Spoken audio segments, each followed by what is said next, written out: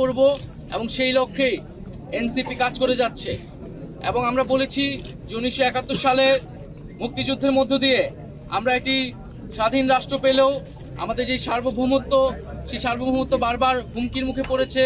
আমাদের যে গণতান্ত্রিক প্রতিষ্ঠানসমূহ বারবার ভেঙে পড়েছে। আমরা একটি গণতান্ত্রিক সংবিধান গড়ে তুলতে পারিনি।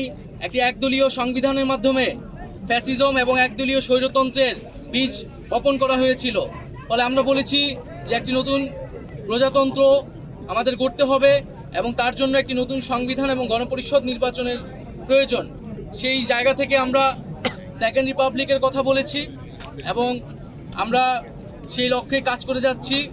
এবং জাতীয় নাগরিক পার্টি এই মুহূর্তে তার প্রথম লক্ষ্য হচ্ছে তার সাংগঠনিকভাবে কার্যক্রম বিস্তৃত করা, তৃণমূলে সাংগঠনিক কার্যক্রম বিস্তৃত করা এবং নিবন্ধন নিতে যেই ধরনের শর্তাবলী পূরণ করতে হয় সেই শর্তাবলী পূরণ করার দ্রুত সময়ের মধ্যে পূরণ করে আমরা নিবন্ধন কার্যক্রম আগাবো।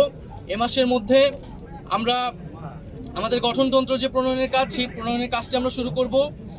এবং আমাদের আজকের এই স্মৃতিসৌধে শ্রদ্ধাঞ্জলি নিবেদনের পরে আমরা রায়ের বাজার যাব, যেখানে আমাদের যে জুলাই অভ্যুত্থানে যারা শহীদ হয়েছে সেই শহীদদেরকে আমরা শ্রদ্ধা নিবেদন করব। শহীদদের প্রতি আমাদের যে 71-এর শহীদ এবং জুলাইয়ের শহীদ, তাদের প্রতি শ্রদ্ধা নিবেদন করেই, তাদের আত্মত্যাগকে স্মরণ করেই আমরা আমাদের যাত্রা শুরু করছি।